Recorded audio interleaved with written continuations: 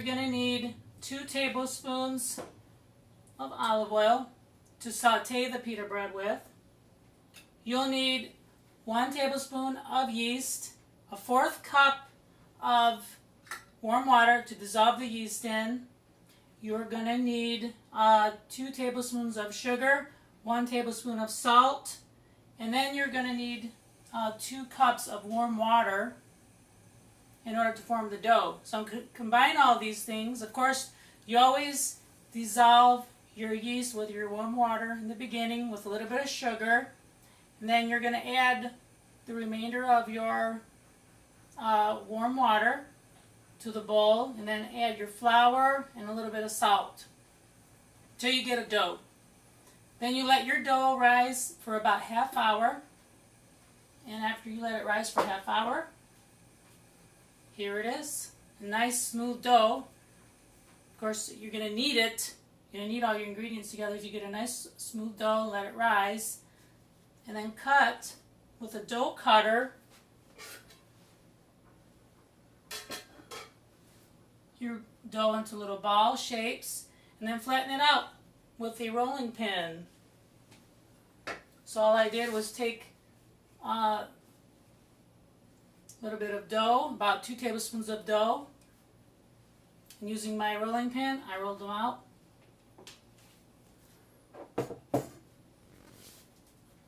So you have a nice small pita breads. Very simple. Make sure to have a floured surface. Put a little flour in your hands, keep it from getting sticky. And remember, with yeast, when you're working with yeast, yeast goes bad after a year. So check the expiration date on your yeast packets, because yeast can go bad and then your dough is not going to rise. So I just work with my dough. Making pita bread is a really fun thing.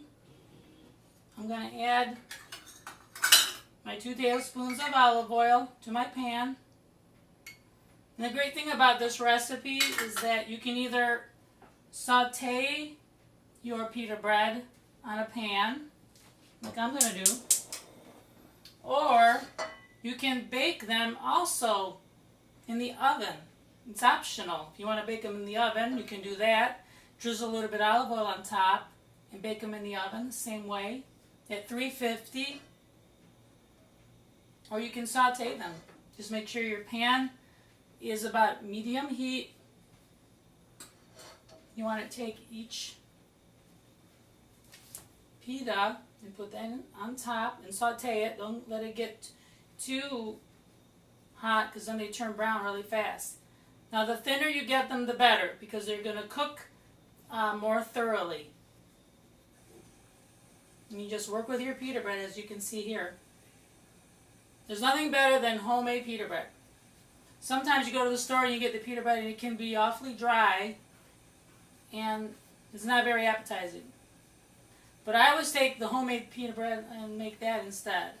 Now if you do get it from the supermarket, I do advise cooking it a little bit of olive oil to make it a little bit more soft, because like I said before, they can be dry, a lot of the pita bread out there. That's why I recommend making homemade pita bread, like here on Eat Right by George. So my pan now, it's nice and ready.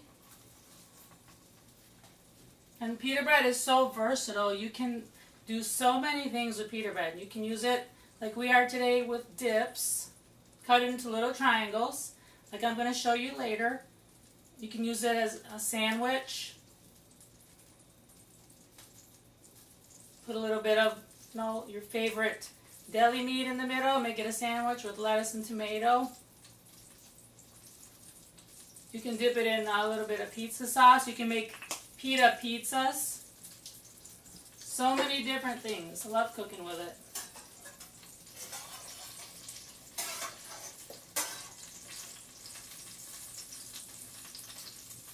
This one's doing very well.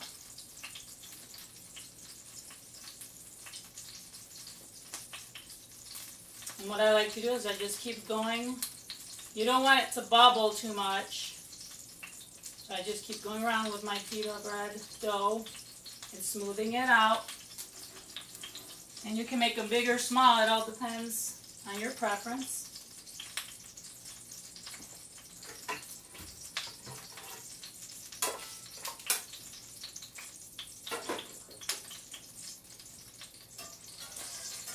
Oh yeah, it's going to be a good one.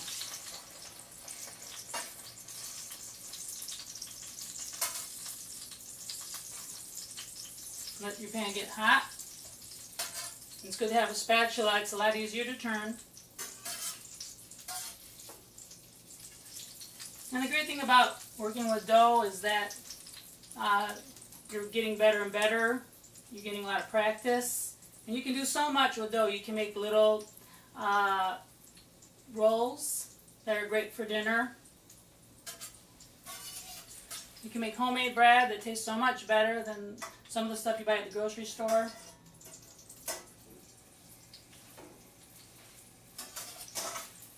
Just an array of things. Bread making is an art.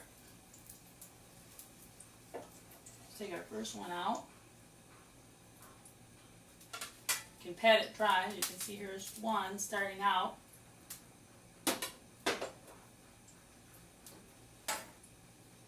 Let's do this one too. The first one's always practice. Then you get better and better at making them.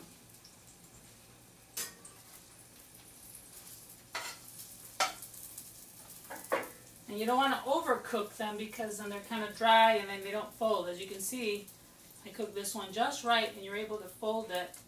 And you can make a sandwich out of it or you can cut it easier into little triangles. They are so good to make.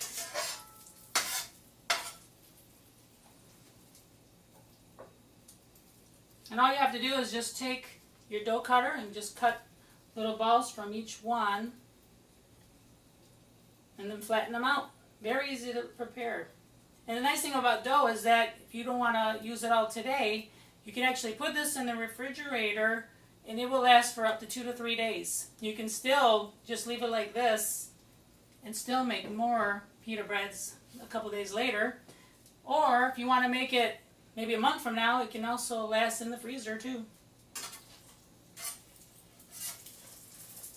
Here we go. This one is a little bit more golden brown. Like I said, as you make them, they get better and better.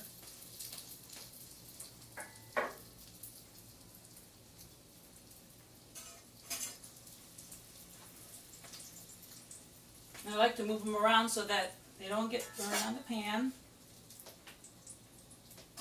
You just check them. And this one's ready. And I'll show you what this one looks like. As I said, as you make them, they get better and better. Here's one that's just like perfectly golden brown. Perfectly golden brown color. I'll do one more, just so you can get the hang of it out there.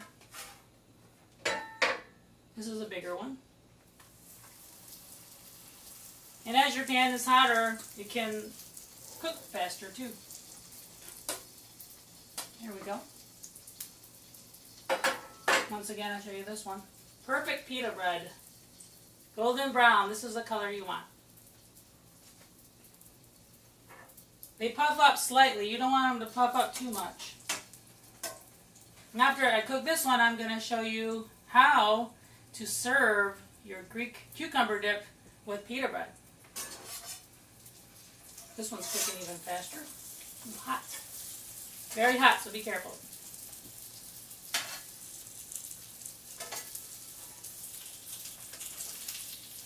Make sure that they're flat. You don't want it to puff up too much or have bubbles.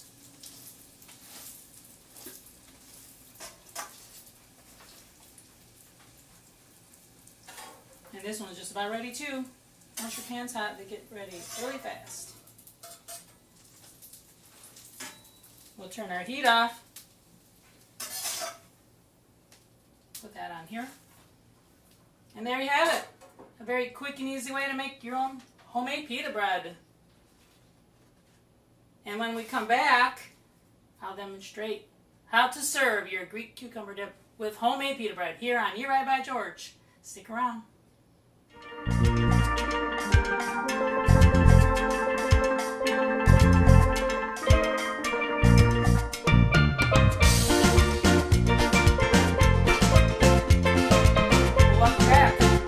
Right by George, Healthy Cookie Show, showing you healthy can be delicious. And of course, for the first part of the show, we demonstrated how to make the Greek cucumber yogurt dip, which was very interesting and delicious to make. And then the second part of the show, I demonstrated how to make homemade pita bread, golden brown.